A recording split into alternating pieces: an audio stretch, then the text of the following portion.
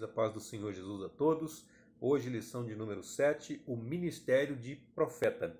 Essa lição está dividida em 3 tópicos principais, que são o profeta do Antigo Testamento, o profeta em um Novo Testamento e discernindo o verdadeiro profeta do falso. O objetivo geral da nossa lição é expor o desenvolvimento do ministério de profeta.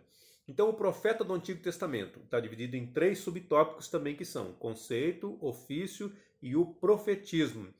Conceito é o conceito de profeta, pessoa incumbida de falar em nome de Deus. Ele é o porta-voz de Deus. Ele é um embaixador que representava os interesses do reino de Deus na terra. Por que era? Porque profetas do Antigo Testamento são diferentes do dom de profecia do Novo Testamento.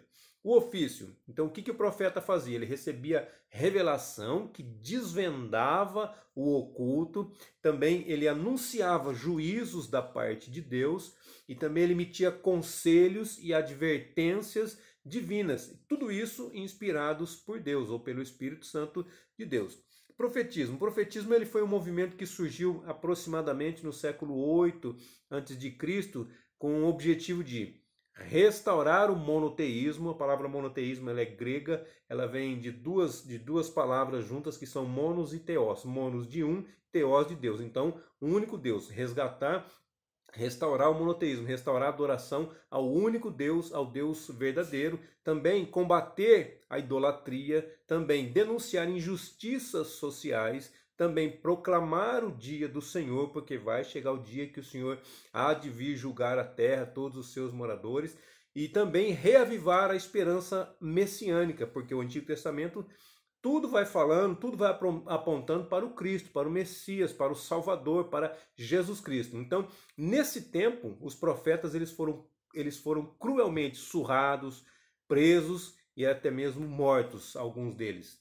O resumo desse tópico diz que os profetas do Antigo Testamento falavam em nome de Deus, em primeiro lugar para a nação de Israel e depois para povos estranhos. O segundo tópico diz assim, o profeta em um Novo Testamento. Falamos no Antigo Testamento, agora vamos falar no Novo Testamento. Então, tem 3 subtópicos nesse tópico também, que são a importância do termo profeta no Novo Testamento, o ofício do profeta neotestamentário, que a palavra é diferente, mas é a mesma coisa, neotestamentário significa Novo Testamento, e o objetivo do dom ministerial de profeta.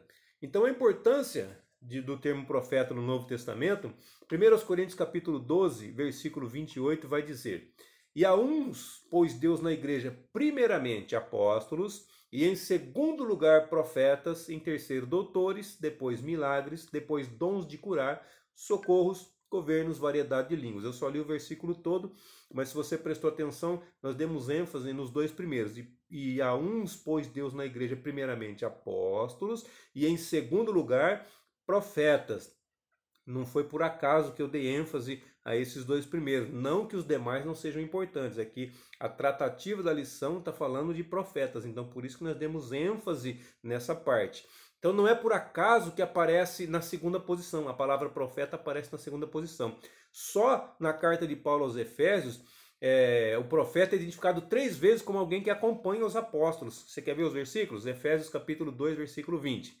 Edificado sobre o fundamento dos apóstolos e dos profetas, de que Jesus Cristo é a principal pedra de esquina. Também Efésios 3 e 5 diz assim, o qual noutros séculos não foi manifestado aos filhos dos homens, como agora tem sido revelado pelo Espírito Santo aos seus santos apóstolos e profetas. Não está vendo? O profeta sempre está junto ali. E o terceiro, Efésios 4 e 11, ele mesmo deu uns para apóstolos e outros para profetas, e outros para evangelistas, e outros para pastores e doutores. Então ele sempre aparece acompanhado. O profeta sempre aparece acompanhado do apóstolo, ou o apóstolo acompanhado sempre na sequência pelo profeta. O ofício do profeta neotestamentário, ou do profeta do Novo Testamento, ele consiste em proclamar e interpretar a palavra de Deus por vocação divina para que serve isso? Para admoestar, para exortar, para animar, para consolar e para edificar a igreja. 1 Coríntios capítulo 14, versículo 3 diz assim, Mas o que profetiza fala aos homens para edificação, exortação e consolação. Então, quando alguém profetiza, ele vai falar a pessoa para essas três razões, por esses três motivos, segundo o que Paulo está dizendo aqui na primeira carta aos Coríntios, que ele escreveu aos Coríntios. Edificação, ou seja, é para o seu crescimento, para o meu crescimento, para a nossa construção de um modo geral. É para nos exortar. Se nós estamos fazendo alguma coisa errada, ele vai nos advertir, vai nos exortar, vai falar, vai colocar o dedo no nosso rosto e vai dizer o que está acontecendo de errado, para que nós nos consertemos. E também serve para consolar. A pessoa está desconsolada, tal. Aí vem um profeta de Deus e fala com ela e serve para a consolação dessa pessoa. Então, edificação, exortação e consolação. O que passa disso é de procedência maligna. Lucas, capítulo 1, versículos do 14 até o 17, também vai dizer assim: e terás prazer e alegria, e muitos se alegrarão no seu nascimento. Está falando de João Batista, porque será grande diante do Senhor, e não beberá vinho nem bebida forte, e será cheio do Espírito Santo já desde o ventre de sua mãe. E o que ele vai fazer? Converterá muitos dos filhos de Israel ao Senhor seu Deus. Então, João já é o primeiro profeta, ele é o último profeta do Antigo Testamento, já é o primeiro do Novo Testamento. Então, o que ele precisa fazer? Qual que é o ofício do profeta neotestamentário? Converterá, ou seja, é converter muitos dos filhos de Israel ao Senhor seu Deus.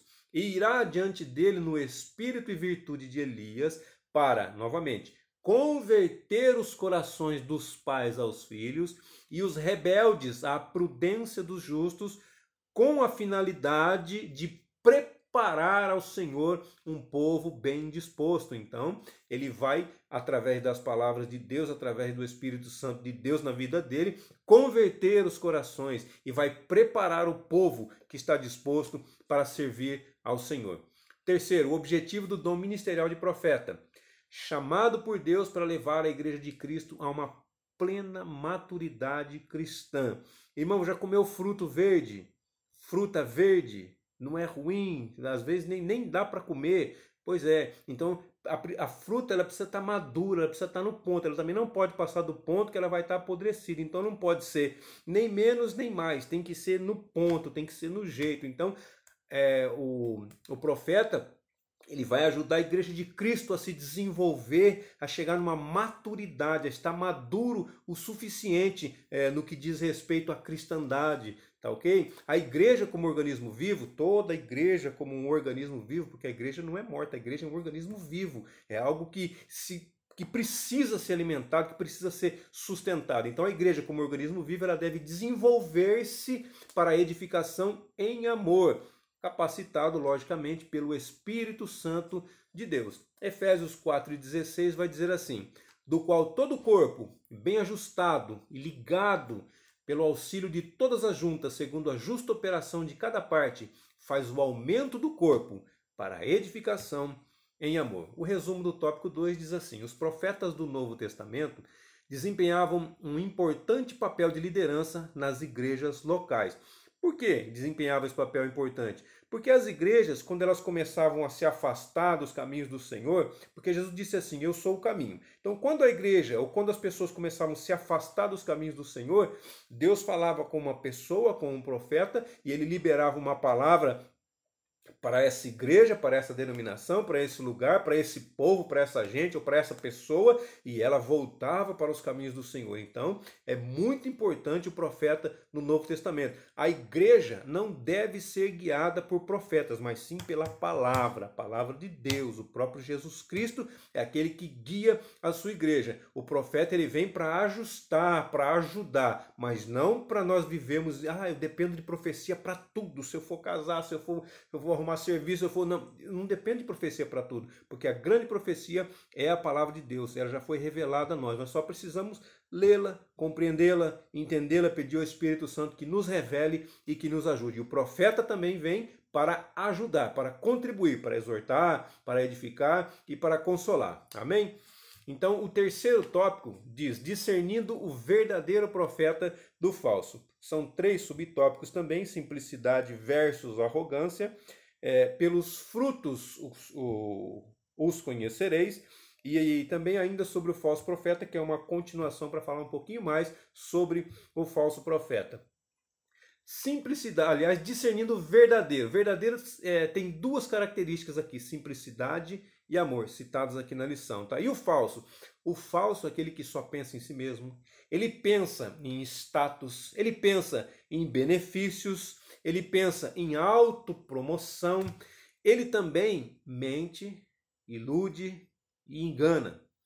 Então, ó, simplicidade, segundo o dicionário, fala de descomplicado, descomplicação. E arrogância? Arrogância fala de prepotência, fala de altivez, fala de orgulho ostensivo. Hoje essa palavra está muito utilizada, não no nosso meio cristão, graças a Deus, mas está sendo utilizada muito pela juventude, pela adolescência, sobre ostentar. Ostentar. O que é ostentar? Ostentar é mostrar alguma coisa que muitas vezes nós nem somos. É querer ser quem nós não somos, querer demonstrar alguma coisa que nós verdadeiramente não somos. E aqui está dizendo que a arrogância do falso profeta é um orgulho ostensivo. Ele parece ser, mas ele não é profeta de Deus.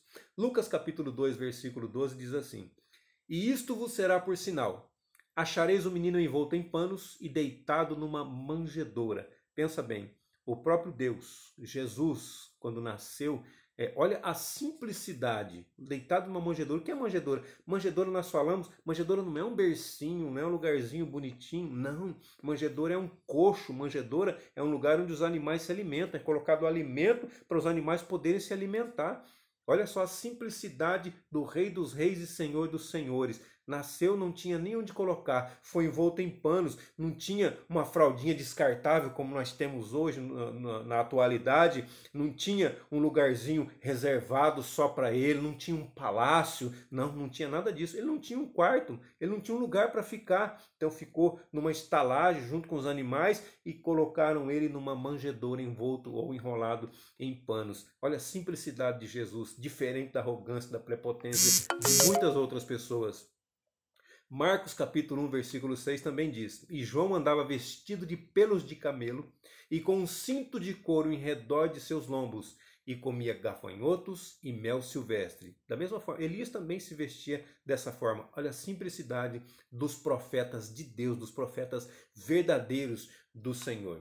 Jeremias 28, versículo do 10 ao 17, vai dizer assim: Então Ananias, o profeta, na verdade é um falso profeta, mas Ananias, o profeta, é o que está escrito, tomou o jugo do pescoço de Jeremias e o quebrou. Então, olha só a audácia desse camarada. Jeremias estava profetizando, enviado por Deus. Aí vem esse camarada aqui, tira o jugo do pescoço de Jeremias, tira a canga do pescoço de Jeremias e quebra na frente de todo mundo. E olha ainda a audácia dele. E falou Ananias na presença de todo o povo. Olha só a altivez, a prepotência desse cidadão.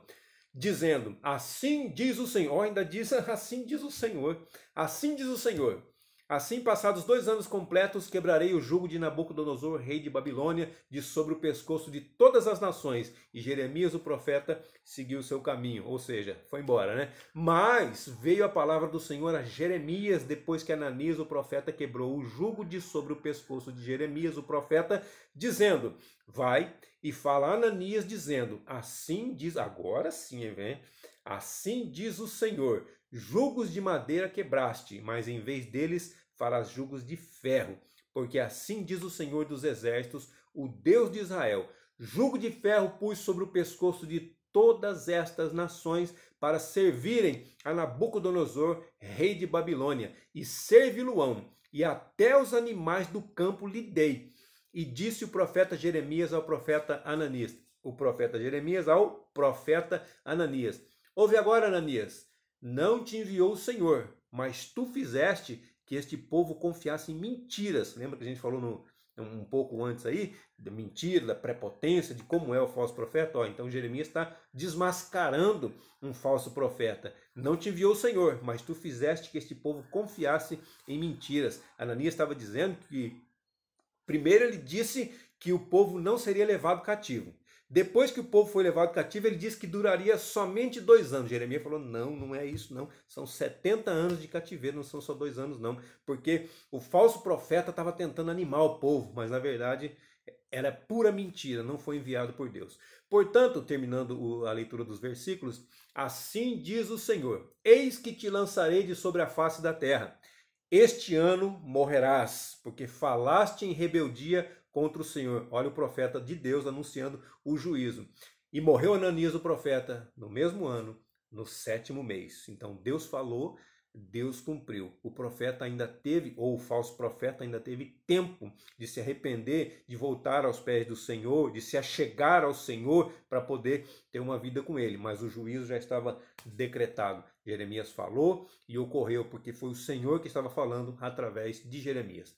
Segundo subtópico, pelos frutos os conhecereis. O que o profeta diz e fala revela o seu caráter. Não somente o profeta, mas todas as pessoas de um modo geral. O que a pessoa diz e o que a pessoa faz revela o seu caráter. Principalmente o que nós fazemos quando ninguém está nos vendo, quando nós achamos que ninguém está nos vendo. Mateus 23:3 diz assim: todas as coisas, pois, que vos disserem que observeis, observai-as e fazei-as, mas não procedais em conformidade com as suas obras. Porque dizem e não fazem. Então, olha só, se eu digo uma coisa e não faço, aqui está falando de quem? Está falando de fariseu, de farisaísmo. O farisaísmo foi comparado com falsidade. Então, Jesus falou assim, vocês têm que fazer o que eles dizem, mas vocês não podem fazer o que eles fazem, porque eles falam bonito, eles ensinam de forma correta, mas eles fazem tudo errado. Então tem que falar e tem que fazer e tem que falar. Atos capítulo 1, versículo 1 diz assim: fiz o primeiro tratado, ó Teófilo, acerca de tudo que Jesus começou, não só a fazer, mas a ensinar. Ou seja, Jesus falava, ensinava e ele fazia também. Ele dava exemplo, ele mostrava como que tinha que ser feito e ele ensinava como deveria fazer. É o que nós devemos fazer, seguir o exemplo de Jesus e não dos fariseus. 1 aos Coríntios, capítulo 11, versículo 1 diz assim: Paulo dizendo, sede meus imitadores, como eu também de Cristo. Ou seja, Paulo, além de falar, ele fazia. E ainda tinha coragem, tinha audácia de falar assim, sigam o meu exemplo em tudo aquilo que eu sigo o exemplo de Cristo. Mateus capítulo 7, versículos de 15 a 20 diz assim: acautelai-vos, porém, dos falsos profetas. Jesus já sabia que isso iria acontecer. Paulo sabia que isso iria acontecer. Em alguma passagem ele diz assim, em alguma passagem ele diz assim, com a minha partida virão lobos devoradores que arrebatarão rebanhos sem dó, sem piedade. Eles já sabiam, Jesus sabia, Paulo sabia, os obreiros de Cristo, os apóstolos sabiam que isso iria acontecer. Então Jesus está dizendo assim, acautelai-vos, tenham cuidado, porém, dos falsos profetas que vêm até vós vestidos como ovelha. Parece que são como nós, parece que são um de nós, mas interiormente são lobos devoradores. Por seus frutos os conhecereis. Porventura colhem-se uvas dos espinheiros ou figos dos abrolhos? Assim, toda árvore boa produz bons frutos e toda árvore má, frutos maus. Não pode a árvore boa dar maus frutos, nem a árvore má dar bons frutos. Toda árvore que não dá bom fruto, corta-se e lança-se no fogo. Portanto, pelos seus frutos os conhecereis. É pelos frutos que se conhece, não é pelas suas obras, não é pelos seus dons espirituais, pelos seus dons ministeriais, não. É pelos seus frutos, é pelo fruto dele, se é um fruto bom, se é um fruto produtivo, se é um fruto saboroso, se é um fruto gostoso, ou se é um fruto podre, se é um fruto verde, se é um fruto que não se pode aproveitar para nada. É através disso que nós vamos conhecer essa árvore ou essa pessoa. Ainda sobre o falso profeta, dando continuidade. Apesar do camarada ser arrogante, ser iníquo, cheio de pecados, ele fala com grande eloquência. O que é eloquência? Eloquência é o poder de convencimento. Então ele tem esse poder. A forma com que ele fala faz com que as pessoas se convençam. Realmente esse camarada é homem de Deus, é um profeta de Deus. Ele profetiza no nome de Jesus, mas ele não é guiado pelo Espírito Santo de Deus. Ou seja, ele é falso, ele não foi enviado por Deus. O resumo do terceiro tópico diz assim, uma das formas de reconhecer o falso profeta é identificar a sua arrogância e a podridão dos seus frutos. Para a gente concluir, o profeta do Senhor, com autoridade e sabedoria divina, deve desmascarar os falsos profetas, como Jeremias fez com Ananias, desmascarar injustiças, mentiras, enganos, pecados, falar realmente o que Deus manda falar e também primar, ou seja, priorizar pela edificação da igreja, pelo crescimento, pela construção, pelo desenvolvimento da igreja, de todas as pessoas que amam ao Senhor Jesus Cristo. Amém, meus queridos? Deus abençoe a todos e até a nossa próxima aula, se assim Deus nos permitir.